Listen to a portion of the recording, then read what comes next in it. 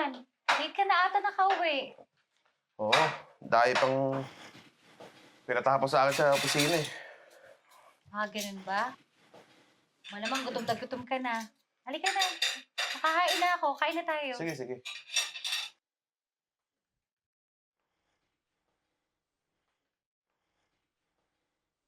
Malaki pa rin ang kulang natin. Subukan kong lapitan si Alex bukas. Ay, oo nga. Kahit pa paano yung kaibigan mo yung mapera. Saka sabi ng doktor, dapat within this week, maoperahan na si nanay. Dobe nawa, makahiram ka kay Alex. Sige. Tingnan ko bukas.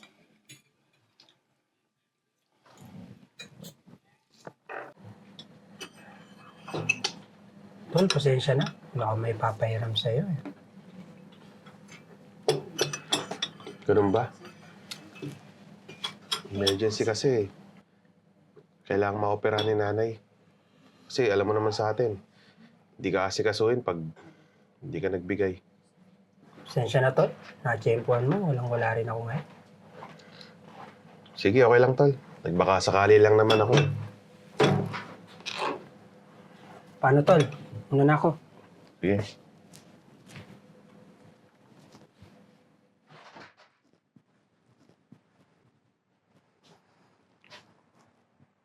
Hello, pre. Oh, kumusta? Tuloy tayo mamaya. Oo, may 500,000 ako.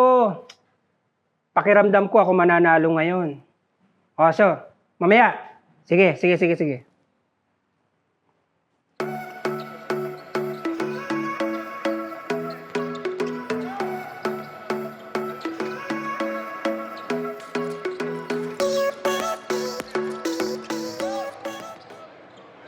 Tol, maglaro ka muna. Huwag muna isipin ang problema. Kasi nag-usap kami ni Arman. Manghiram para makatulong sa'yo. Hintayin natin yung sagot. Oo nga, Tol. Masyado mag-alala, may awa ang Diyos. Nakaraos din kayo. Pag naipadala na yung perang inihiram namin ni Roy, iabot namin kagad sa'yo. Salamat sa Diyos, mga tol, ha. Hindi ko lang alam talaga kung saan pa ako makakahiram. Eh. Sinubukan ko kay Alex, pero sabi, wala rin daw siyang pera. Eh. Alex, baka mo? May post siya. Kahapon ata to. Natalo ng 500,000. Isang upuan lang, grabe. 500,000? Ang laking pera niyan. Talaga naman. Kaya pala mula kahapon, hindi sumasama sa atin. Matinding bisyo yan.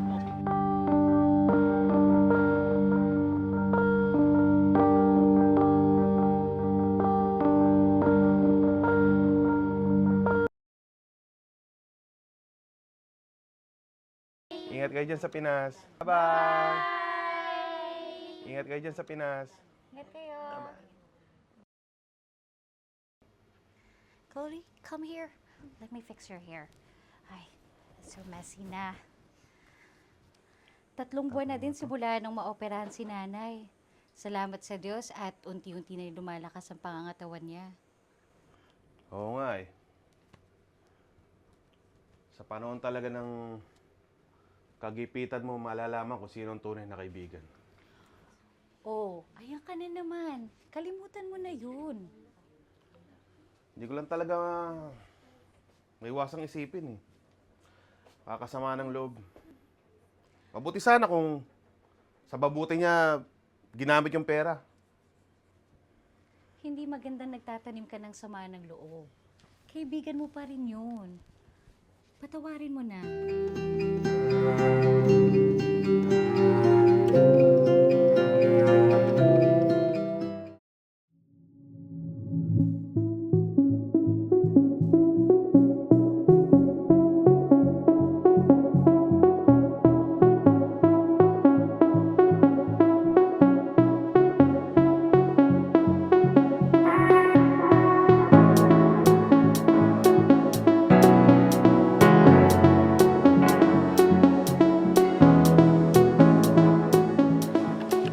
Salamat sa Diyos. Nandito na tayo sa taas. Mahirap man yung pinagdaanan natin, pero masarap sa pakiramdam. Dahil sama-sama pa rin tayo. Miko, kumusta na pala ang biyanan mo? Okay na, tol.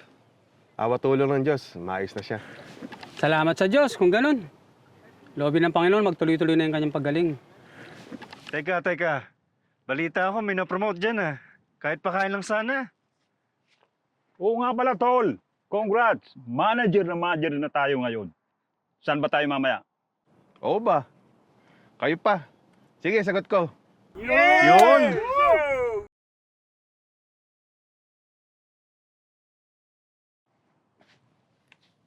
Tol, naikwento sa akin yung nangyari sa yung dalawa. Matagal na yun. Huwag mo nang problemahin. Wala na naman sa akin yung tol eh.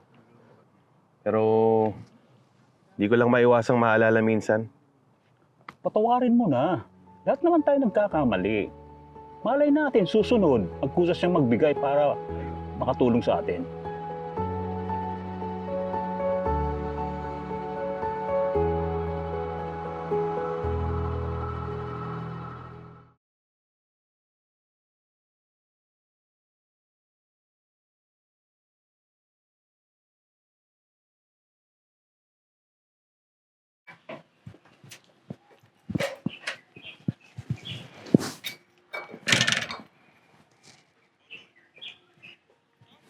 Tol, Tol, kagagaling ko lang ng ospital. Nasa iyarang asawa ni Alex. ano nangyari? Kahapon, bumisita kami ni Mrs. sa bahay nila. Biglang namilipit sa sakit ng tiyan. Matagal na pala niyang nararamdaman pero hindi siya nagpapadoktor. Anong sakit niya? Pancreatic cancer. Kailangan maoperahan agad. Malaking halaga ang gagastusin nila doon. Diabetic pa. At baka ma-dialysis. Magastos ang dialysis. Anong sabi ni Alex? Sa ngayon, wala pang sinasabi si Alex. Pero kasana natin na hingi siya ng tulong sa atin. Tol, kailangan ng karamay ngayon sa sitwasyon nila.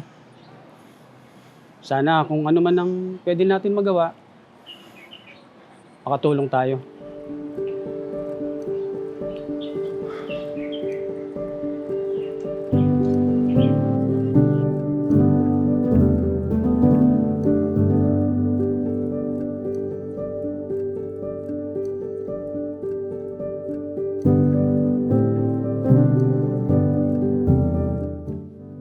Daddy, Yes. is it Uncle Alex's birthday next weekend? Yes, anak. Why? Because I miss him so much.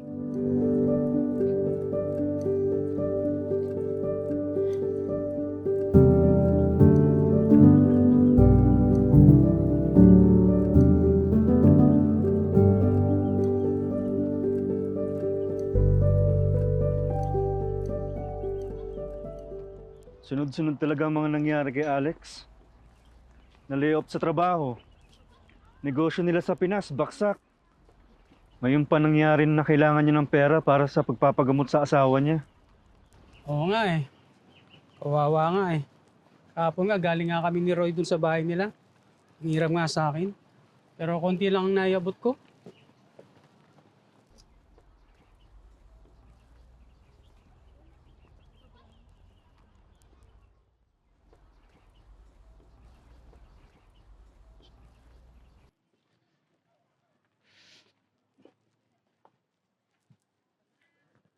Tol, anong problema? Malalim ata iniisip mo.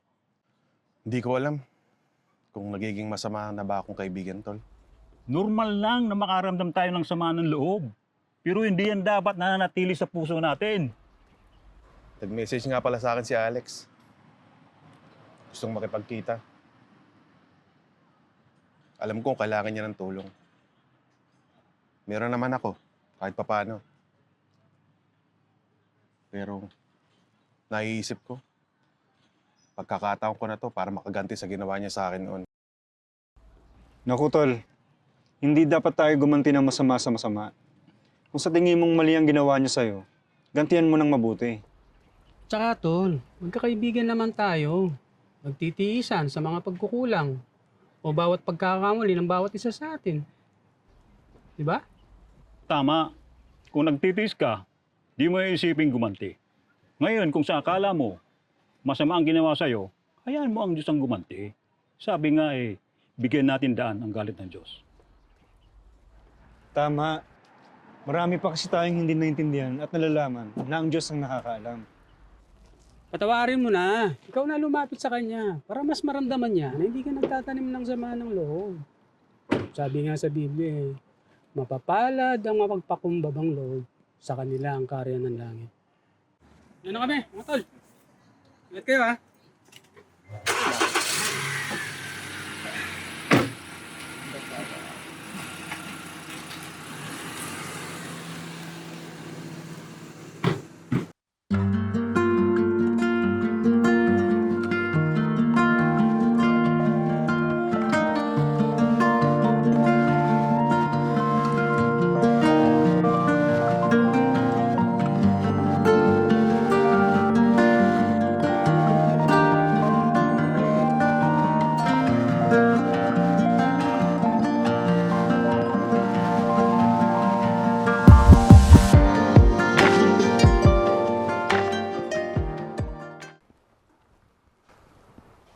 Alex,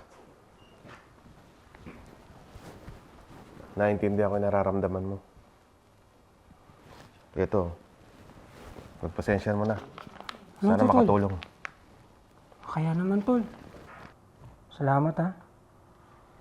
Pasensya ka na, Tol. Sa nakaraan, medyo naging makasarili ako. Kalimutan mo na yun, Tol. Ako din naman Hindi ko naiwasang sumama din ang loob ko sa'yo. Pero wala na yun. Ang mahalaga, maging maayos si Sarah. Salamat, Tol. Salamat sa Diyos. Okay naman, Tol.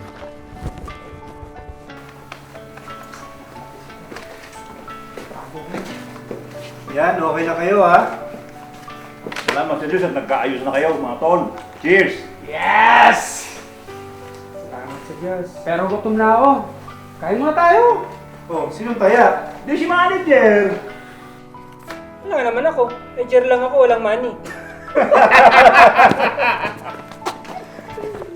Salamat ako'y may mga kapatid dumadalangin walang patid.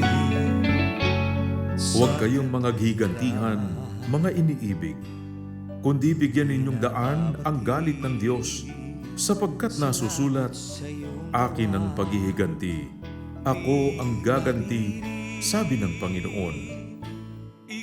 Roma 12:19. Na nananatili, ikaw ang ligaya kung may dalamhati.